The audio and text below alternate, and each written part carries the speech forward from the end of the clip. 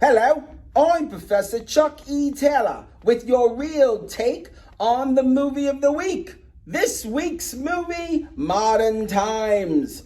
With the release of the jazz singer in 1927, the first motion picture to feature sound, the film industry would go through its first major change as a result of technology.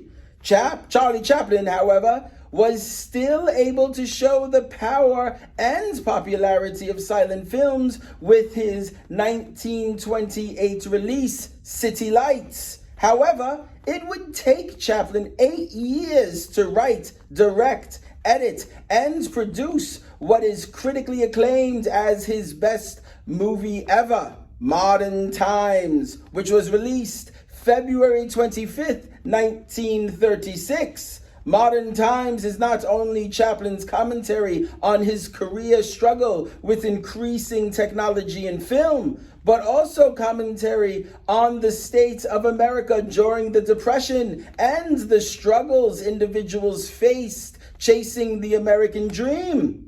Chaplin explores these themes and many others, from the concept of Big Brother 13 years before Orwell's 1984, and the concept of lower socio-economic groups being institutionalized, which is a relevant and highly debated topic to this day.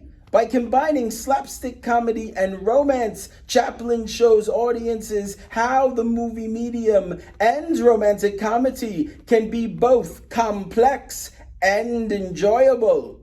Chaplin's efforts did not go unnoticed, and in 1989, the Library of Congress selected Modern Times as one of the first 25 films to be preserved in the United States Film Registry, being, and I quote, of culturally, historically, and aesthetic significance. This was quite an impressive feat, seeing that only 4 films of the 25 films came from the 1930s, a decade that gave us such classics as Frankenstein, King Kong, A Night at the Opera, Snow White, The Public Enemy, and Dracula, which did not make the cut. In the end, the progress of technology will always leave some behind.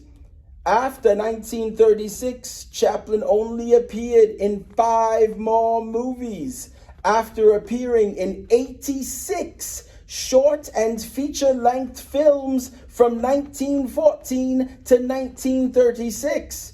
However, Chaplin did have a second act as a film editor and composer, even winning an Oscar in 1973 for his score in the movie Limelight. An interesting side note on the career of Charlie Chaplin was his inclusion on the blacklist and being labeled a communist sympathizer.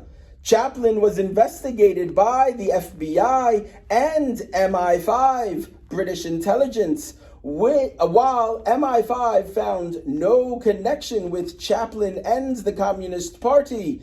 J. Edgar Hoover and the FBI blocked Chaplin from returning to the United States. Instead of fighting the charges, Chaplin moved to Switzerland, where he lived and remained until his death on Christmas Day, December 25th, 1977. Well, that's enough of that. Let's start the movie, Modern Times. Yay! Go ahead. Start the movie.